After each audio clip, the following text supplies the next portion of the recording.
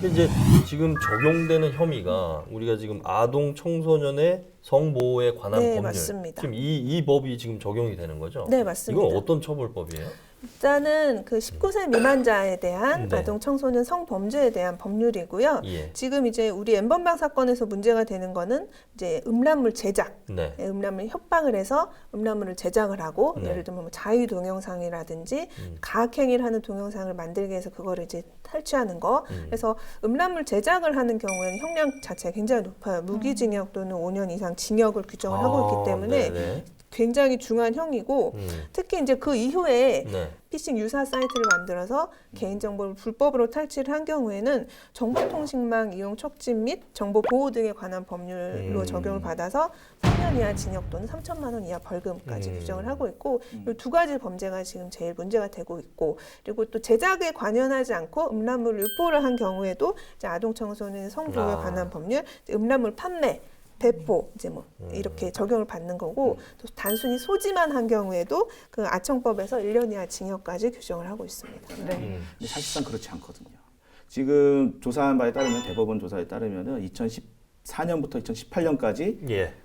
기소돼서 재판에 넘겨진 이런 아청법 관련 예. 폭행 관련 피고인들에게 내려진 형량이 대부분 95%가 집행유예 또는 벌금형이에요. 그러니까 징역이 내리더라도 형을 직접 실형을 안 살고 집행유예. 왜? 그렇게 심각하게 안 본 것 같아요. 그 동안에는. 아니 근데 이게 내용 자체가 우리가 혐의 내용만 들어봐도 그 피해자들은 거의 뭐 극단적인 선택을 그렇죠. 할 정도로 피해를 받았는데도 불구하고 그런데도 불구하고 이렇게 된 이유 중에 하나는 아주 그냥 우리가 평상시 어렸을 때부터 봤던 그런 안 되나? 네. 그런 정도의 그냥 음란물? 야동 본 거 아니냐? 응? 근데 실수로 뭐 단순 이렇게, 실수로?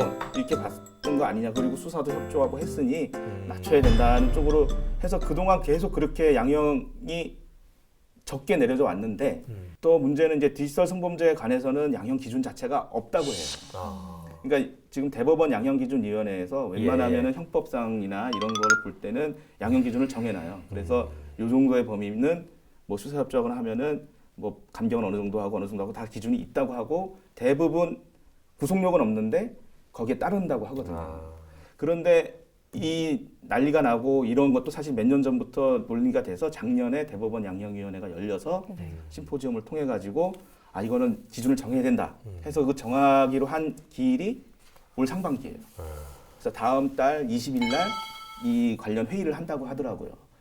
그래서 그때 아마 이 국민정서를 반영한 상당히 높은 형량 기준이 나오지 않을까요? 근데 또 검찰에서도 그 구형 자체를 2년을 한 걸 보고 한 것 그리고 검찰 항소를 하지 않은 걸 보면 검찰에서도 양형 자체가 매우 낮았던 것 같아요. 심각성을 잘 모르고. 예, 그랬죠. 그리고 범죄는 계속 진화하고 있었는데 우리의 양형 기준은 굉장히 오래 전에 머물러 있었던 거죠. 그래서 검찰에서 켈리에 대해서 2년 구형하고 보통 한 2분의 1 정도 선고를 받으면 검찰은 항소를 안 합니다.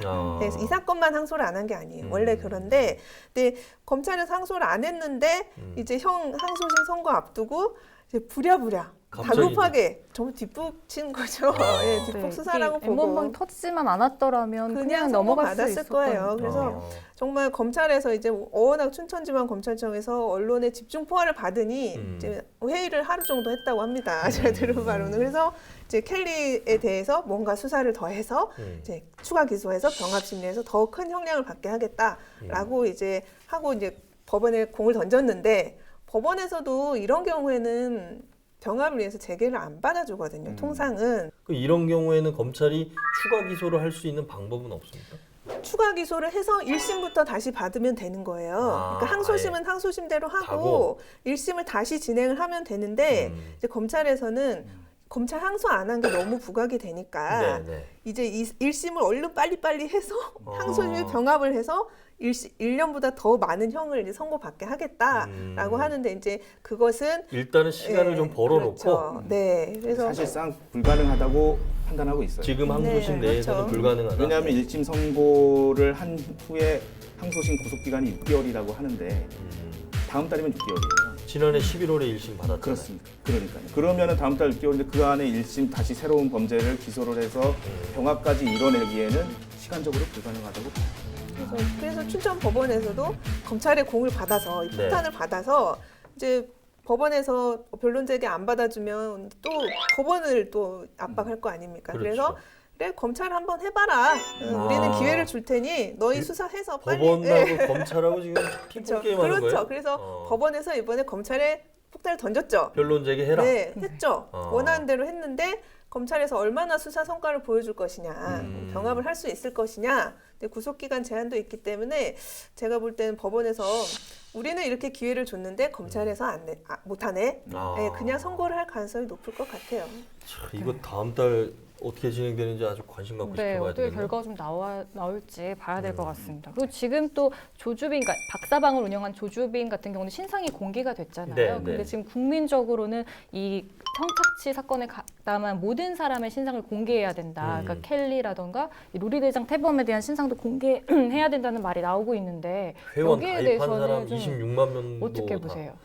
사실은 저는 뭐 그 한국 기자협회에서 이 관련해 가지고 뭐 주장을 하나 좀 내놨던데 이게 지금 언론이 또는 우리가 좀 봐야 될 거를 한 3가지 정도 얘기를 하더라고요. 이 알 권리를 내세워서 이런 특정인의 어떤 범죄 행위 또는 그 가학적인 내용들 이런 선정적인 보도에 치우치지 말아라 라고 지금 이야기를 하고 있고, 두 번째는 나왔던 얘기하고 비슷한 겁니다. 갈수록 지능화한 디지털 성범죄를 강화할 국회 입법에 우리가 힘을 실어야 된다. 세 번째가 피해자가 고소하고 가해자가 특정돼야 수사를 시작하는 관행에서 벗어나야 된다. 아까 이야기하신 것처럼 사실은 이게 박사방 조주빈이 이렇게 그 체포되지 않았으면 그냥 묻혀서 넘어갈 만한 사건들이 많았잖아요. 그러니까 그런 부분에 대해서 국민들이 분노를 하는 거고, 그래서 수사기관도 거기에 그러니까 피해자 내용들이 나와야지만 수사에 착수하지 말고 좀 더 폭넓게 이런 게 사전에 근본적으로 차단될 수 있는 방법을 좀 찾아야 되는 거 아니냐, 이런 이제 기자협회에서의 주장이 나와 있습니다. 네, 그래서 지금 이 사람들의 반응이 좀 어떤지 기사에 달린 댓글들도 좀 살펴보겠습니다. 임원 선배님께서 쓰신 기사에 달린 댓글들을 좀 찾아와 봤는데요. 나라가 미쳤네? 1년? 이라는 댓글이 있고요. 징역 1년만 살고 나와서 또 범죄 저지르면 되겠죠? 이렇게 약하게 때리는데 누가 우습게 생각 안 할까? 벌금이야 저들의 수익에 비하면 껌값일 텐데. 그러니까 아무래도 이 디지털 성범죄를 애초에 적극적으로 처벌을 했더라면 이런 일들이 벌어지지 않았을 것이다라는 반응들이 있는 것 같거든요. 그래서 양형위원회에서 이제 다음 달에 회의도 하고 그럴 때 그 중간 과정에 나온 얘기가 전문 법조계에서는 7년 이상은 네. 실형이 나와야 범죄 예방 효과가 있을 것이다라고 하는 게 지금 주장이 나오고요. 또 하나는 감경 사유를 적용하지 말아야 된다 이거예요. 그러니까 수사를 협조하든 뭐 하든 뭐 반성문을 몇 장을 써든 다 상관이 없고 이 디지털 성범죄에 있어서만큼은 감경 사유 없이 7년 이상 그 이상으로 가야 실형을 나와야 지금으로서는 범죄 예방 효과가 있을 것이다 이렇게 얘기가 나오고 있습니다. 네, 그러니까 뭐 일단 이런 디지털 성범죄로 잡히면 인생이 끝난다라고 그렇죠. 생각을 할 정도로 이제 강하게 해야 된다는 거죠. 왜 이렇게 강원지방경찰청에서 이런 큰 성과들을 낸 뭐 이유가 좀 있을까요? 일단은 강원지방경찰청 사이버 수사대가 역량이 상당히 훌륭합니다. 사이버 수사대장 이름 뭐예요?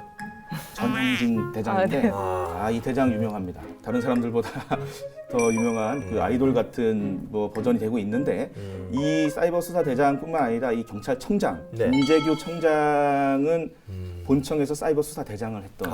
네. 그러니까 오자마자 가장 이제 역점을 둔 분야가 바로 이 사이버 수사 그리고 보이스피싱 수사였거든요. 이게 강원경찰이 그러면 전국적으로도 이런 사이버 수사 역량들이 상당히 높은 거네요. 그렇죠. 이 사이버 수사의 영역에는 권역이 없거든요. 자기 뭐 강원도에서 벌어진 일 뭐 이런 게 아니에요. 그러니까 방금 로리대장 태범도 네. 강원도 아이가 아니에요. 아니고 다른 지역 아이인데 이 사이버 수사대에서는 어쨌든 여기에 내 안테나에 걸렸다 싶으면 권역 없이 다 수사 들어갈 수 있어서 그런데다가 우리 사이버 수사대 말한 대로 청장도 관심이 있고 이 대장도 역량이 있는 분이어서 기법을 잘 활용해가지고 검거 성과를 많이 올린 게 아닌가 이렇게 생각이 듭니다. 강원지방경찰청 사이버수사대가 기존부터 보이스피싱 수사에 정말 탁월한 탁월한 실적을 냈었고 정말 많이 잡았어요. 그래서 피해자들도 어느 정도 구제를 충분히 해주려고 노력을 하고 중국에서부터 보이스피싱 조직이 거의 중국에 있거든요. 다 오는 족족 인천공항에서부터 다 잡아드립니다. 예, 그래서 저도 변호를 꽤 많이 했었는데 이번 N번방 사건을 계기로 이제 우리 강원지방경찰청의 이 사이버 수사, N번방, 텔레그램 수사하는 노하우가 상당히 많이 축적이 돼 있을 거예요. 네. 앞으로 무궁무진한 활약을 기대합니다.